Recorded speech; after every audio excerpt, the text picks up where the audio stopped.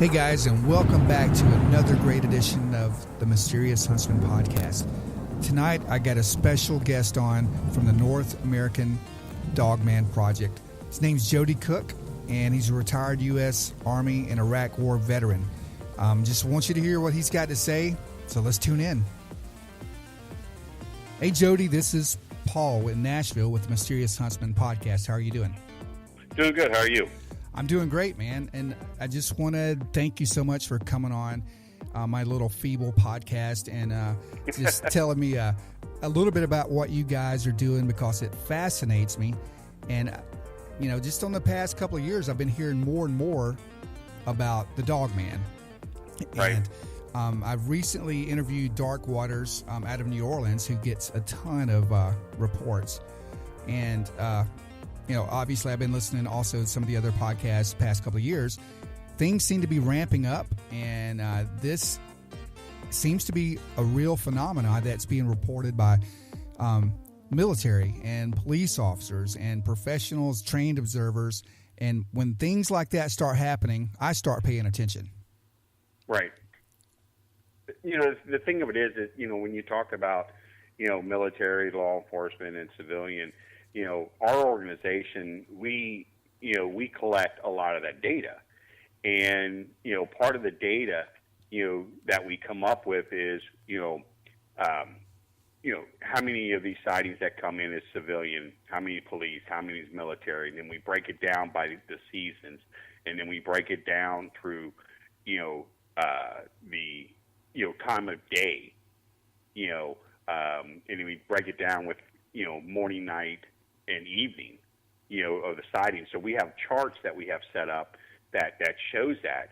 And, when it comes to the civilian, like just this past year, out of, 100% of the sightings, 67% were regular civilian sightings. 22% was law enforcement, and 11% was military personnel. And, when it comes to military and law enforcement, most of these, were on duty sightings. Right. And the ones where law enforcement and military saw them off duty, we go ahead and put that in the category of civilian sightings. So the 11% of military was all on active, duty time, and the 22% of law enforcement was why they were on duty. And that's a big number. Big number. It really is. And I've noticed you guys are a couple of you, if not all of you, are former military. And right. The main top five of us, three of us were military, prior military. The other two, weren't. They were just regular, civilian, civilian population rather. So we have background. One is a former lieutenant colonel with the Special Forces, and this guy his job, he goes and he trains military personnel. He's contracted out to go and train military personnel around the world. I mean, he's done stuff in Afghanistan, Iraq, other than when he was active military. So I spent 20 years in the Army, and I was in Iraq. Dave, he spent I think 8 years in the Army, and he was a communication specialist with electronics and things like that. He was most of his time was in Germany. So we got a really good background when it comes to discipline and with the military and things. So yeah, and plus, I mean, we've got a lot of members across the country that's former law enforcement or military today. So we have a good diversity of people in the organization. Yeah, it appears to be so, and that's awesome. I mean, you can't place a value on witness testimony, witness statements, and you can't place a value on who they are, it being trained observers. I know right. that. Just a real quick background. I spent 15 years in law enforcement. Two of those, one was criminal investigations, one was narcotics, 4 or 5 on the SWAT team. And people relied on us to be stable. They relied on us to tell the truth, and just be that trained observer.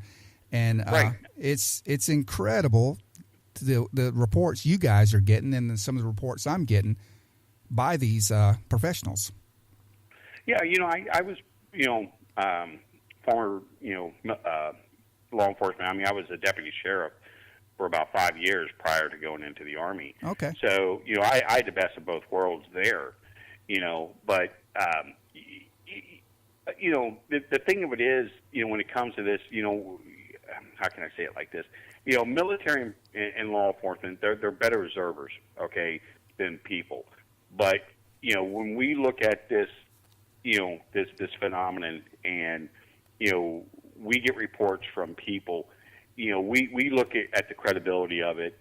We don't, it's really hard to, put, well, because you're military and law enforcement, we're going to give you a better, credibility because of your background. Military and law enforcement, they lie too. They're civilian. I mean, they're people, but I'm just saying they would, they normally would not, fabricate something. Right. Because they're professional, but it does happen. We actually had, at one point we had law enforcement, contact us, about a sighting which turned out to be false because they just thought it was funny. Yeah, and that's going to happen. That's going to happen. I mean, it is. You're going to have, it's going to happen. But the good thing about it, I can say, within the last 3 years, we really haven't had a whole lot of people that falsified something. I can within 3 years, I can remember only 3 incidents where something was just bogus, and because people generally, when it comes to this subject, I mean, they're very sincere about it. So, we've been pretty fortunate, about getting some really good sighting reports in by people. The phenomenon, it's big. It's big,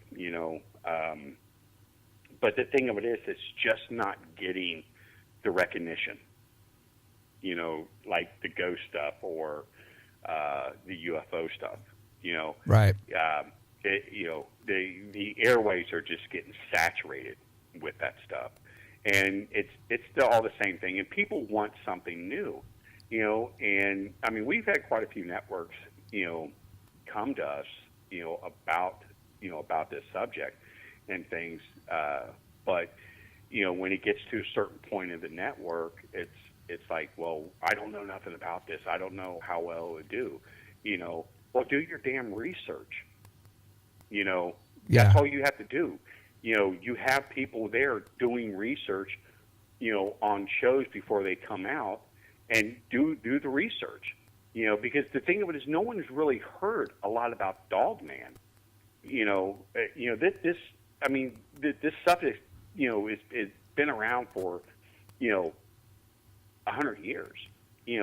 But it really didn't start getting recognized and really well known into like the 80s, late 80s going into the 90s, when you had the Beast of Bray Road, the incident there, the Michigan Dogman.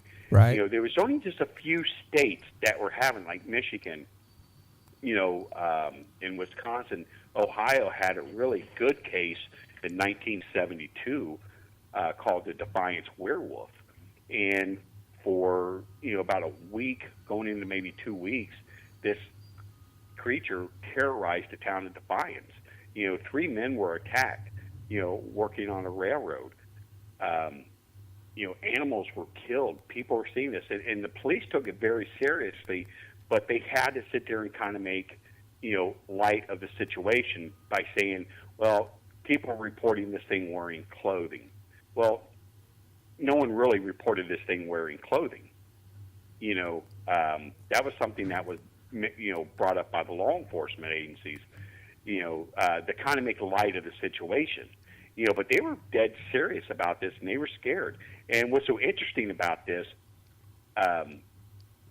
Stephen King got his ideal from the show Circle of the Werewolf or Silver Bullet, Okay. based off of that incident. Really? Because if you ever read about, the Defiance, Ohio werewolf, and then you look at the movie, you can see a similarity there. It's this werewolf that he killed at the beginning part. He killed a guy on the railroad where there was 3 railroad workers that were attacked by this thing. This thing was harassing the people in the town. People couldn't go out and have fun. Places were closing early. Events were closing down. Because this was something people were taking serious. People were going out in groups with guns looking for this thing. So, and you can see the resemblance of the incident in that particular movie. Now, Stephen King, he kind of laughs about it, that, yeah, maybe I did get the idol there, and maybe I didn't. Yeah. I mean, that's his view on it. But that's where he got it from. I've talked to people that have met him, who has actually asked him that particular question, and he was, they were told yes. That's where he got that story from. Wow. I'm gonna. I was gonna say I got to go back and watch it. It's one of my favorite movies, and it is. It's a really, really good movie. The werewolf in there is kind of hokey a little bit, but for that time period, budget wise, that was state of the art. Yeah, and Gary Busey was still somewhat normal at that point. So yeah. I think Gary made the best part of the movie. I love Gary Busey. I really do. I love that guy, and I don't think that movie could have been done what he was doing without him there. So it's a good movie. There's a lot of good subject about it. There's a lot of other movies out there that bring really good light to the phenomenon. But the thing of it is, a lot of people just don't know, right? A whole lot about this. Well, and if I can backtrack a little bit, speaking of attacks, are you familiar with? I believe there was a retired teacher that was attacked or killed a few months ago in North Carolina by some kind of animal. Have you heard anything about that? Yeah, the one she was walking her dog. Yes, that was. Yeah, go ahead. It's a very strange case. Yeah, it is, and we actually had people. One of our chapters down there actually looked into it, and the police were like really asinine about it. There was something to this case because the wounds on her were not quite what a normal dog would have done. Right. And there was another case that was probably happened maybe a year or 2 years earlier, just down there in South, where a woman was ripped apart in a field by a pit bull. Yes. A pit bull. And they're just, and the whole family even said, there's no way her dog did this. The wounds that were on her body when her father found her, he even said there's no way that dog did to her body what was done to her body, right? When the father found her, and so something did it. Yeah, and that also brings up our more recent things, and I know you're aware of what's going on in out from Louisville, Kentucky, with the animal mutilations, the sheep, the llamas, the horses. Right. Something is tearing into these things with massive strength. Well, see, here's the thing. We also had one of our Kentucky chapter people go out and investigate that, and the farmer, his daughter was really good at talking to us, but the police weren't. Now the police chief, or the sheriff rather, he believes there's something more to this than a pack of wild dogs or even a cougar. Okay. But there's a reporter down there that's a very well-known reporter. He's one that was the first one on the story there. He is doing everything in his power to make sure that the subject of Dogman and Bigfoot has nothing to do with the killings. Right. He is doing everything, and because, everybody in that area, were saying that, listen, is either one of these two things is what did that. Because here's the thing. When, like with the llamas and with the horses and that large dog that was killed down there, these things were killed. They weren't eaten. They were killed. Okay? That's the difference. Predators don't kill unless they're going to eat, or unless that their life is in danger by something or by someone. Yeah, that's right. That's the only time predators kill.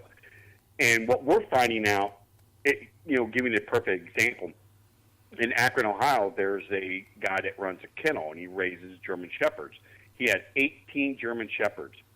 So prior to some of his dogs being killed, him and his daughter saw one of these things. Because his house is set in a very rural area where the kennel is, and there's farmland right there, there's woods right there, and he saw one. Him and his daughter both saw one, and then his dogs are starting to be killed. 8 out of 15 dogs were killed, not eaten, killed. Right. And I've got pictures of the dogs. I've got x-rays of the dogs. I've got the veterinary report where the vet said he has never seen anything like this before. Are most of these... I'm sorry. Didn't mean to interrupt. Are most of these puncture wounds, or their necks broken, or backs broken, legs broken? Yeah, whatever this thing is doing is going and taking them by the back of the neck, which is very typical of what a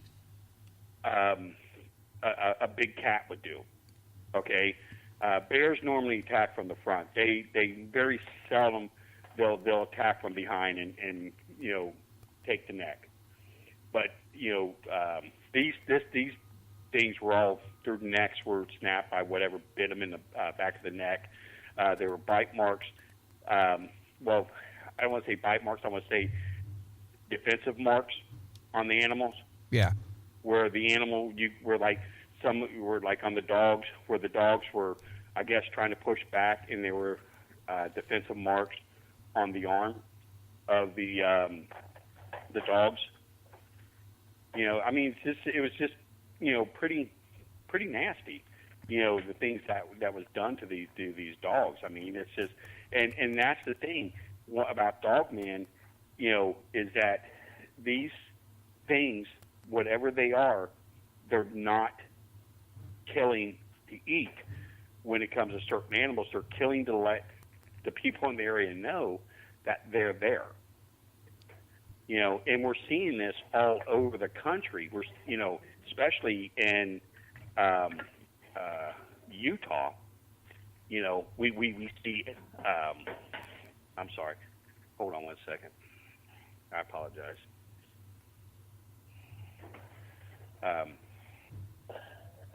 Okay. What we're seeing, like in Utah, there's these lady that lives there, and it's in a rural area. There's like 5 houses in this particular area, very open up area. Okay. And the houses kind of spread up, but they're all in viewing of maybe, 60, 70 yards apart from each other. Mm-hmm. So, and there's woods there, but everybody that lives there knows that there were a Bigfoot in the area. They've all seen it. They've all heard it. The Bigfoot never bothered them, never bothered the livestock, the animals. They know that it has came up to the horses before, and did whatever with horses, but never hurted them. So they know this. And then, they start seeing this large canine that's walking on 2 legs in the area. And then dogs were coming up missing. They were coming up killed. Livestock, their horses were coming up being attacked. I mean, these attack marks, and here's the thing, these attack marks on the dogs or on the horses were all in the front area where, it came directly to the front of a horse, which is the most dangerous thing you can do. and it was able to get on the horse because you can see the huge scratch marks, 5 scratch marks like a hand going across the front of these horses. Wow. Okay, so one night they heard this god awfully screams, and they knew the one was a Bigfoot because they were familiar with the sound. And whatever these two things they were fighting, they said it was horrible. You can hear them fight each other. And then they never seen the Bigfoot or even heard of the Bigfoot again.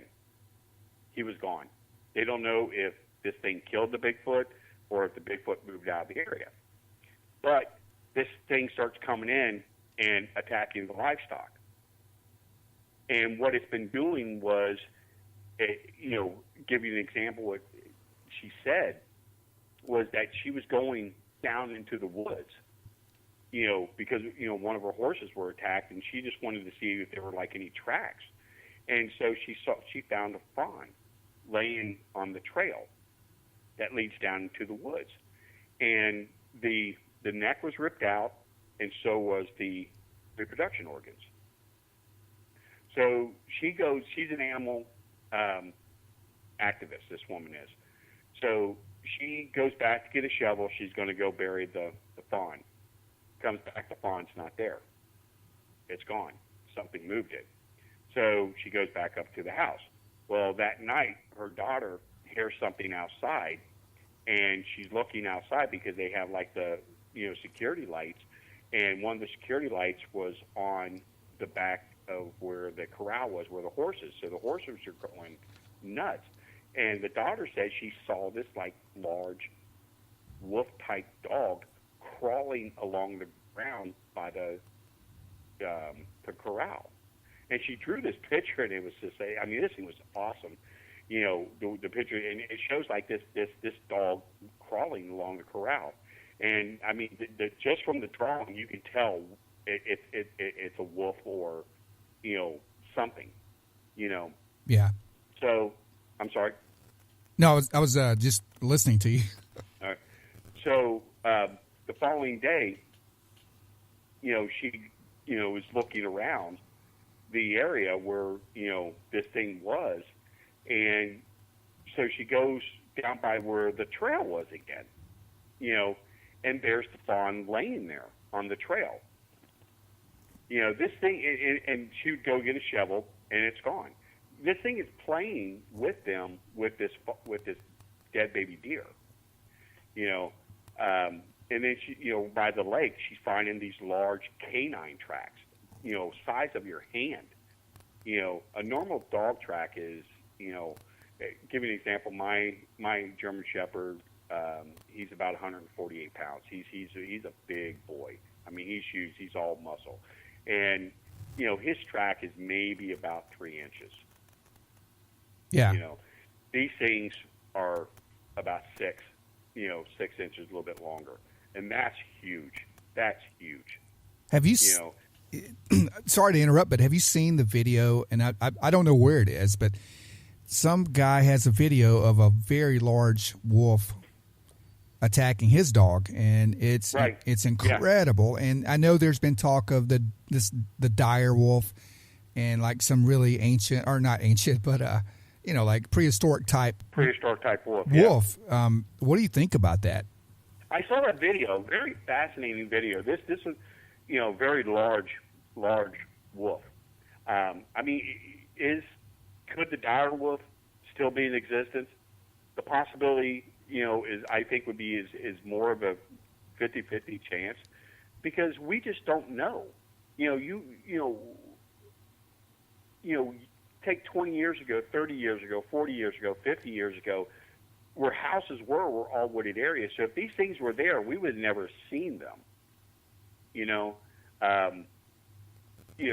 So the possibility of something like that, still living today, he probably wouldn't look the same as he did, thousands of years ago, because of, when the environment changed, these things normally change, and that's, and people need to understand that. So, if the coelacanth basically stays the same, okay, because that environment doesn't change. Right. Okay. out of the water, our environment changes.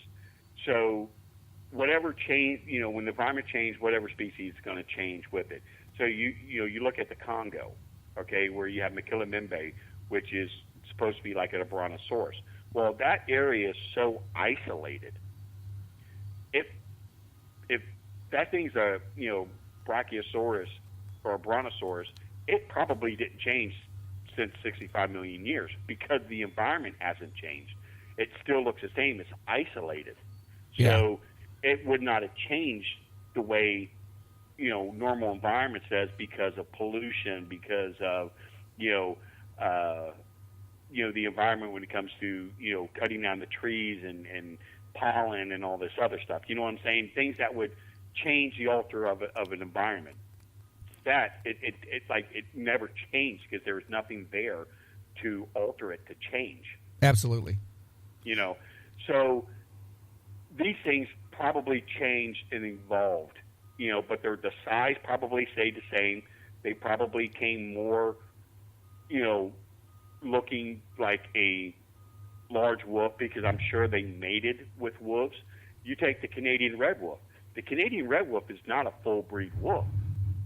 That is a hybrid between a coyote and a gray wolf. Wow. And a lot of people don't understand that. No, I think I may switch gears a little bit because I kind of wanted to pick your brain about an area that I'm kind of close to. And, not only do I talk to people and get reports, I go out and investigate these things myself. I love getting out in nature, kayaking, camping, exploring, hiking, whatever I have to do. But I am only probably about 2 hours away from the land between the lakes, which has... Oh, yeah. They don't like us there. Oh, okay. Well, yeah. I'll just tell me not to go with you next time, and maybe I can get in there. But nah. Yeah, the thing of it is they know what we did. We did a documentary on it. They're not happy about it. When we're there, the rangers come in. They tell us we don't want to see any of your logos on shirts. We don't want you talking to anybody. We don't want to see any logos on vehicles. Wow. We don't want to see logos in your campsite. Oh yeah, they literally would say you're only allowed in this area, and this area. If we find you in any other area, we're going to escort you off property. And it's like, well, you can't because this is a state park. Right. It's a federal reservation. You can't tell us we can't go there because you don't like what we do. And they're like, well, if I arrest you, you're going to go to jail, and they're going to side with us. And it's just like, they don't care. They just don't care because they know what we're doing, I was going to say, and either two things are happening at this point. There's only two things. They don't want to cause panic that will kick people out of the park, or go ahead. Go ahead. I'm sorry. No, go ahead. I'm sorry. No, I'm getting excited about it because they shouldn't be hindering you guys from being there because there's obviously something going on there, but they either know it and they don't want panic, or they know it and don't want the general population to just come there and start looking for these things. Well, here's my view, okay, and this is what I learned from a lot of different places, like Saltport State Park in Ohio. They have every single ranger from the beginning when that park opened up in 1971. Every single ranger has seen it. Okay, they know there's something there. Okay, The park knew that there's something there. So the manager of the park decided, look, okay, this is a money-making opportunity for the state. And they went to the state and said, this is a money-making opportunity. Let's say there's something here. People are going to come here. Let's hold this conference. And revenue's coming in like freaking crazy. They're selling T-shirts. They're selling stuffed Bigfoots. They're selling Bigfoot books. They have the Ohio Bigfoot Conference there. They have Creature Weekend Conference there. The camping. They're making bundles off of it because they weaponized the financial part of the Bigfoot in that park. And what happened is, with the, when we did the Monster Quest area a couple of years ago about Salt Fork, I mean, you could not walk in that park without bumping into another researcher. Okay? Basically, the Bigfoot in that area just left. I mean, all the sightings in that area are taking place outside the park now because, we invaded his territory. So it benefited them, but yet they're making money off of it. Land Between the Lakes. I told Land Between the Lakes this. I said, you have an opportunity to make money off of this. You should have, they got an area when you first come into the park where it's outside and it has like a little stage there where they show movies. I said, you could sit there and talk about the stories. Build a freaking hotel or lodge on property. Right. Hold conferences there. Sell T-shirts. Sell stuffed werewolves. You can make money off of it. Okay? That way people will get used to it. You're going to have a lot of people there, but eventually it's going to die down. And, no one cares about it anymore because it's known. I mean, you see what I'm saying? Yeah. It's the same thing was going on with Salt Fork. People don't go up there that much. Only for the conferences is when they go up there and do Bigfoot research, okay? Because, everybody knows it's there and it's dying down. If they want it to stop, that's the best way to do it. And I told them, this is the way to do it. Make money off while you're doing it, okay? It's not, I don't like that, but, just do it, okay? They won't because they know that there's something there and people have died, okay? People have died. We interviewed a guy that came to us. Actually, his daughter came to us first, and we have it in our documentary. This guy, in 1979, he worked, for the Fish and Game in Kentucky, and one of his jobs was to fill the lakes up, okay? And he verified through awards, through pay stubs, W-2 forms, photographs, everything. He even had his retired ID card showing that he worked for the state wildlife, okay? He was fishing. He didn't work at LBL, but he likes to go fishing there because LBL's got some of the best fishing in the state. And he was fishing, and he's coming back about 7:30 in the morning, and it's still chilly out. There's fog, and he's going along the bank instead of being out in the middle there so he doesn't get hit by another boat or a bigger boat. And he sees a tent. He sees a pickup truck. He sees some stuff outside, the area there. No other campers are around. And he sees something large a little bit over by the fence or by the tent. He thought it was a horse when he first saw it because of the size. And now as he's getting closer, he's noticing this thing's not a horse. And then it stands up on two legs. And now he's able to get a really good look at it. And he describes it as a large canine, short snout, something similar to a hyena, large pointy ears, legs like a dog, arms like a human being. Okay? And then at that time, he said two people were coming out of the tent. And, he's yelling at them, look over there, look over there. And and they're not looking, they're looking at him, and he's freaking cussing at them. And they're like laughing at him because they thought he was crazy. And he said this thing just pounced these two people.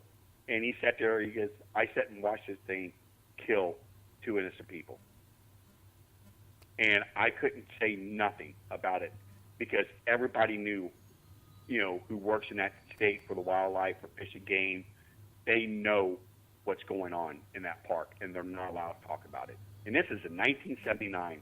They knew in 1979 what this thing was, okay?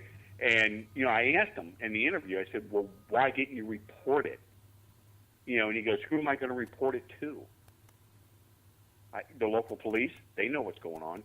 It's going to come back, on me if I tell the local police, if I tell my supervisor, I'm going to get fired. He said, they, for all I know, they would have killed me or someone in my family. He goes, I had to live with this all my life. He goes, I would check newspapers and check and listen to rumors if someone was killed by a bear or hunters were killed our people were killed for some other reason, to see if these people would at least got picked up. And so he went back to the area about a week or so later, and everything's gone, and trees were planted there in that particular spot. Wow. So, yeah, I mean, and he was dying of cancer. This guy had like a few months to live, and he goes, I don't want to go to heaven carrying this, because he goes, you don't know what I had to go through every single my life, knowing that somebody didn't have a family member come home, and I know why, but I couldn't say it because fear for my life and for my family's life. Wow. Or I could have lost my job or something like that. He goes, this was something you did not talk about. You were told not to talk about it. You were told don't even acknowledge the existence. Well, there was another case. I think they are denying it as well, but I want to say it happened maybe back in the 80s. Or, it happened. Yeah, it's like a family or something. It was a family, and it probably happened, I want to say, probably 1980, 83, 82, somewhere around that area. And here's the neat thing. When I was a deputy sheriff, I went to a police seminar in Kentucky, and the first time I heard about LBL was in 1987 at this seminar. And they didn't talk about it at the seminar. It's just I met some Kentucky State Troopers down there. We went and had a drink after the seminar, and we were just talking about crazy crap that happens, on law enforcement. And he goes, I'm going to tell you guys a story. You're not going to believe it. But he goes, we had this call about this family being killed by a monster at LBL. And, he described everything that everybody knows about today, what happened. He said it was so much confusion there. They had 4 coroners from different jurisdictions. There were police from 4 different jurisdictions. They don't know if the FBI was even on property. He said there were just so many people down there. They even had a certain rescue team come in because, to look for, the little girl. Right. So, and here, but when he told me the story in 1987, he didn't mention nothing about the little boy. He just said there was a mother, father, and the little girl. Okay, because whatever this thing was killed the father outside of the camper. Okay, killed the father or the mother on the inside of the camper. The mother apparently put the little girl in the far back room of the camper and locked the door. And this thing, after it killed its mother, went straight to that back door and got the child. Okay, and took the child out of the camper. Now they knew it was a little girl because there was clothing for a little girl. That's why they brought the search and rescue team in, law enforcement search and rescue team in, to do it. And that's when they found the little girl impaled in a tree. I think it was like 40 yards away. Half eaten was the story. That he said she was about 20 feet up, and but they never said nothing about the little boy, because I didn't hear nothing about the little boy until like the early 90s, that there was a little boy involved in that story. So maybe he didn't know about the little boy, because like he said, there was just so much chaos that was going on, and that particular night, no one knew what was going on. Whatever killed the father, he had a clunk of hair in his arm or his hand from whatever did it, And so I've talked to about 4 different state troopers, 2 regular law enforcement officers that all claim, and this is from 1987 going up to 2 years ago. Okay, that many guys, the police I've talked to, and all of them, and these are years apart from each other, okay, all took me to the same location where this thing happened. Which is pretty unique. It kind of gives, credence to the story because they all took me to the same area. And Jan Thompson actually knew the two police officers that responded first to the incident. And I talked to Jan about this, and Jan even took me to the site because the officer took her to the site, where it happened. And, there's a couple other researchers that do research on Dogman at LBL, and, they're claiming, well, this is the site where it actually took place, And, I'm not going to dispute another researcher, but, like I said, I've had a total of 6 law enforcement officers throughout, 20 years plus take me to the same location. Yeah, and that's when you got that kind of pattern forming, you have to go with the obvious. Yeah, and these guys, they don't want to go on camera. They don't even want their faces blurred and their voices altered because they said that, man, they were told not to talk about it, and they're scared to death.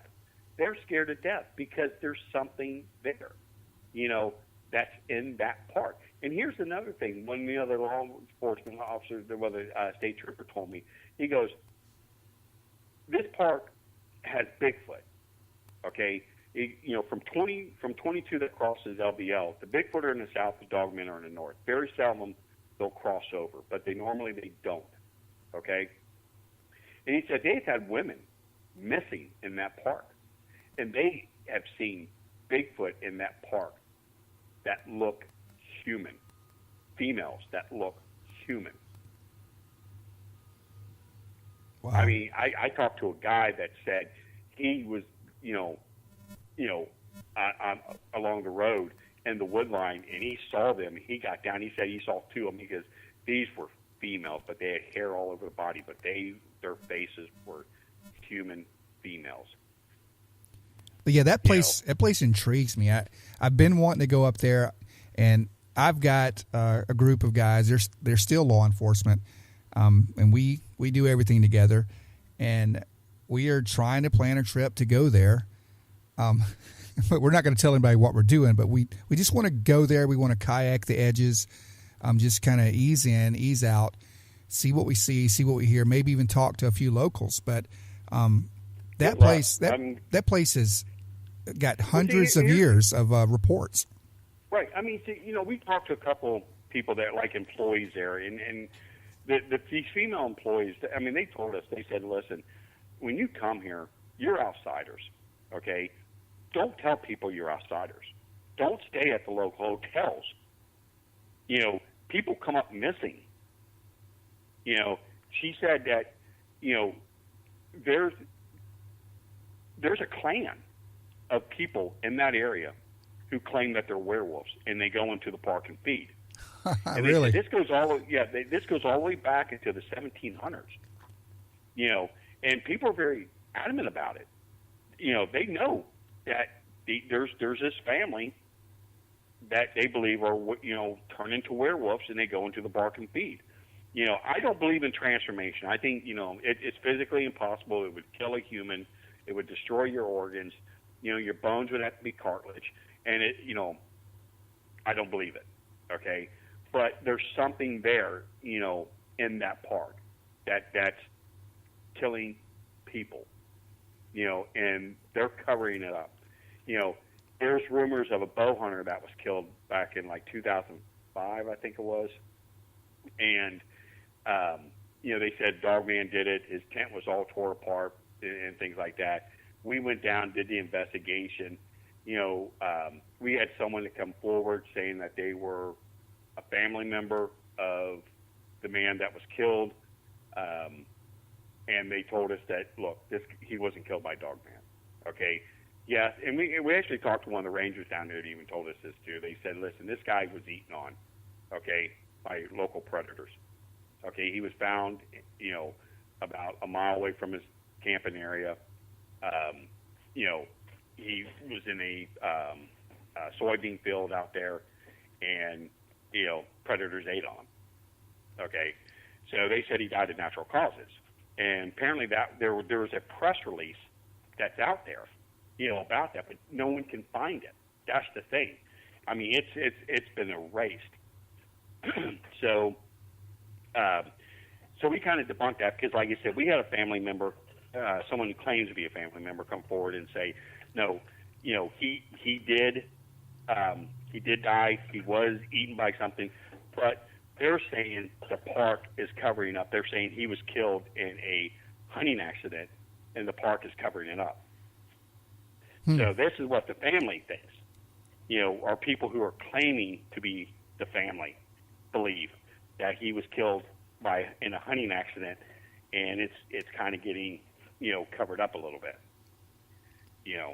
So well, it's amazing, and I have to ask. I mean, what do you think? I mean, with all the reports to the LBL and really all over the world, what do you think this dogman is, or where does it come from? Is it ancient? Is it something Egyptian or biblical or demonic? Or well, we broke it down into 3 categories.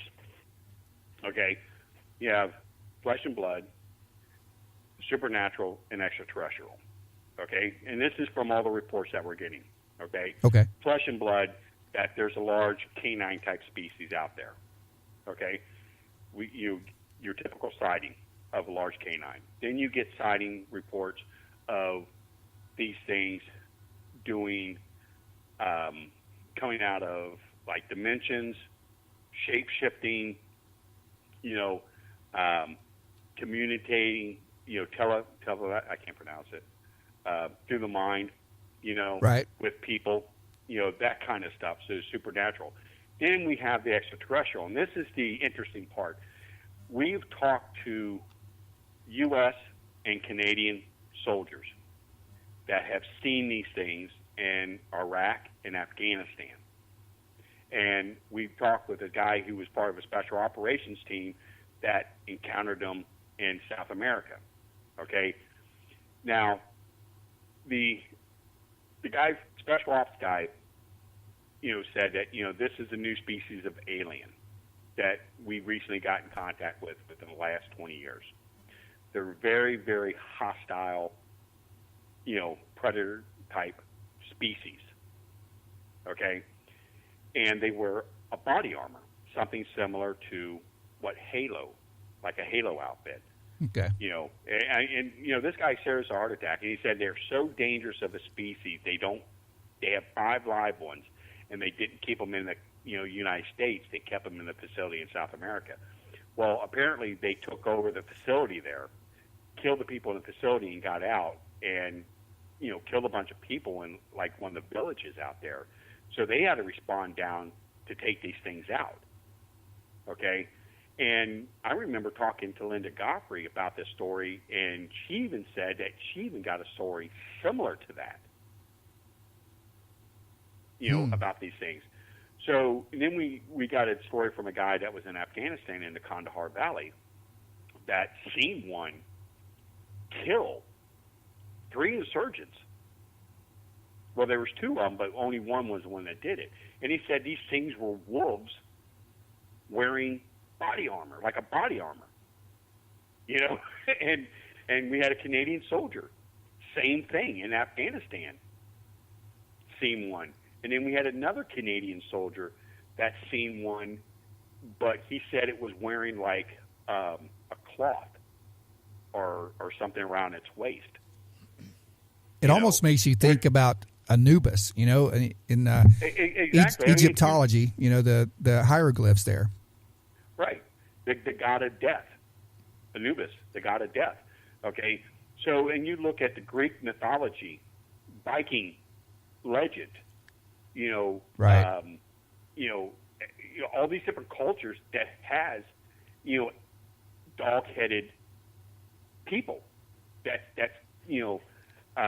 communicate. There's a place in the Middle East, I can't think of it at the top of my head, where these dog-headed people traded with people in that area for different things.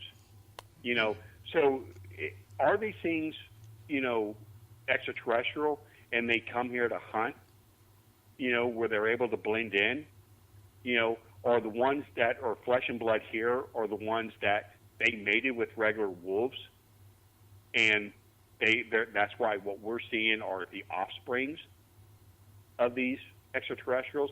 And here's something that's very unique that a lot of people never noticed, and I brought this up several times.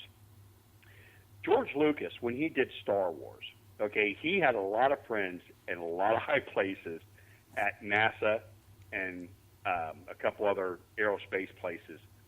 And he was able to see a lot of photographs of things that no one else would ever see. And Richard Hoagland is a UFO researcher. Oh, yeah. And he did a book called Dark Mission. And I suggest everybody get that book. It is the best book about what went on Mars and the moon. And on the back cover, he has a color picture from one of the Apollo missions. There was a crash site in a crater, and you see parts of a robot, and the head is CP3O's head. I'm not kidding you. It is CP3O's head, but it has red lips, and it has a color picture on the back of the book. And if you Google pictures from Richard Hoagland's book Dark Mission, it will show up. You'll see it. I'll have to check that out.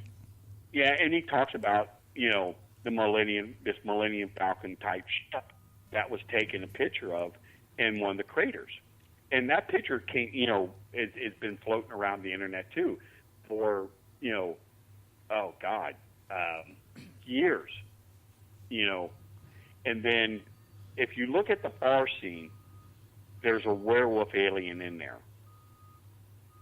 Okay, in the bar scene. Okay. And also, if you look at some of the early drawings of characters in Star Wars, they did a lot of drawings for even characters that were only seen for a second. They did a lot of drawings. And the alien, the werewolf alien, has body armor. And I've got some of the original pictures of that creature that, they did, for the movie, where it's wearing body armor. Okay, so how would they know about a werewolf wearing body armor? And have that in a movie. Right. Back in the 70s. Okay, and then we have people who are seeing these things wear body armor. So did, George Lucas get, a glimpse of a picture of one from someone from NASA? Right. Is it art imitating life or life imitating art? Anything exactly. So it's fascinating. When you sit there and think about the possibility how all this stuff is coming together, and you have to watch Star Wars to sit it, and it's odd.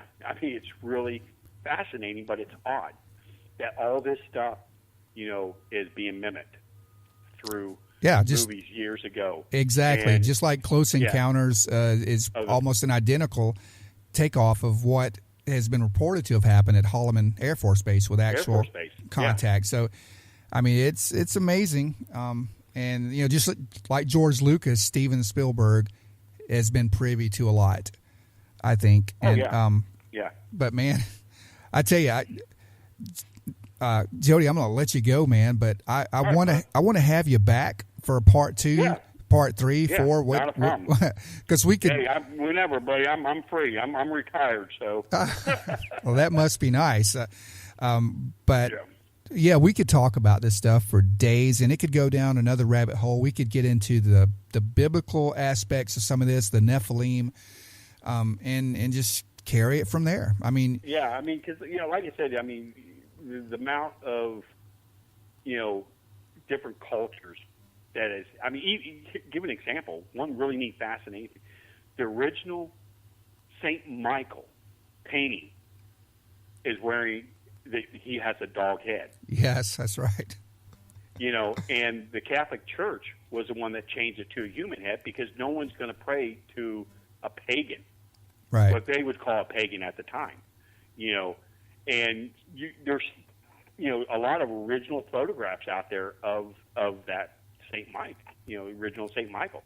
So every culture has had some type of connection or, encounter with, these type of creatures. Yeah, and it's fascinating. Yeah, and hundreds of years here in the States with Native Americans, with the shapeshifters, talking about the wolves, the werewolves, the shamans. It can go on forever, and that's what intrigues me is this. There's patterns everywhere, all over the world. So there's something to it. I don't know what it is exactly, and I've never seen anything like that. I think I would like to, but to me, to my law enforcement mind and background, when I see just little bird droppings or breadcrumbs of evidence here and there that leads to a bigger picture, I've got to take notice. Oh, definitely. The MUFON, the largest UFO organization on planet, is looking into this because they know that this thing is extraterrestrial because of the reports they're getting about them. And we've been working with people from MUFON, about this subject. So there's something to it. I would like to get you in touch with a good friend of mine here is a state director of Tennessee for MUFON, Angelia Shear. I don't know if you know her or not or heard the name, but we have talked in depth about the whole connection with all of this, and I would love for you two to get together and just compare notes because she. Oh yeah, definitely. We actually have a member on our team, on our special response team, who's a member of the MUFON Star team. Oh yeah, and one of their advanced teams that they have that worked with Bigelow at his organization. Bigelow, oh really? Aeronautics, Robert Bigelow. Yeah, she was part of his team that MUFON had. There was only like 5 people to that team, and she was a part of that. So she's been working with us. She's our Regional 1 director. So okay. I mean, we'd love to get as many MUFON people into our organization because that's the only way, that we can find out, a UFO connection to this particular subject. Right. Because they know that there's something with Bigfoot, but this is new to them, and they're getting the reports about this. They're getting tons of it. Well, I hope we can. Hopefully one day, maybe soon, we can all just kind of get together and just have a roundtable discussion and just compare notes and just pick each other's brains. Hey, that would be good. That would be good. If you want to do that, I mean, we'll come to you, or you can come to Nashville, which we have great music and great food. So, I mean, if you ever get down to Nashville, man, look me up. I know all the great places to eat. So. Yeah, I've been there. I did a couple investigations down there at the South Pittsburgh Hospital. Oh, yeah, absolutely. Yeah, love that place. Yep. Love that place. You guys got a Bigfoot museum down there, don't you? Is that Nashville? Not Nashville. I think I know there's a Bigfoot museum just south of Chattanooga, or just into Georgia. And Georgia, that's what it is, yeah. I've not been there, but I hear it's really well done. Yeah. It's nice. Yeah, I got asked to do a lecture there this summer, so I'm waiting to find out when on that. But, okay. I mean, that would be great, maybe, because you're like 5 hours away, 5 hours drive time or something like that. Maybe I can get Dave and, Sarah and I, we can all come down, for a weekend, and do this. That would be great. Yeah, that would be awesome. And I know we jumped straight into this whole topic without even saying anything about you. I was just that excited. But I mean, you just real quick, you are a founder of the North American Dogman Project, and just if you don't mind, tell everyone out there, which may be just a couple of my friends and maybe some cousins that's listening, tell them how to get in touch with you and your websites. The website is www.northamericandogmanproject.com. You can also find us if you just type in Dogman Werewolf, it will bring it up. Or as soon as you type in North American Dogman Project, it brings it up on Google right there. You can contact us through the website. If you have a report you want to tell us, you can go ahead and submit it there. You can contact us through the North American Dogman Project Facebook page. We have most of our chapters have Facebook pages.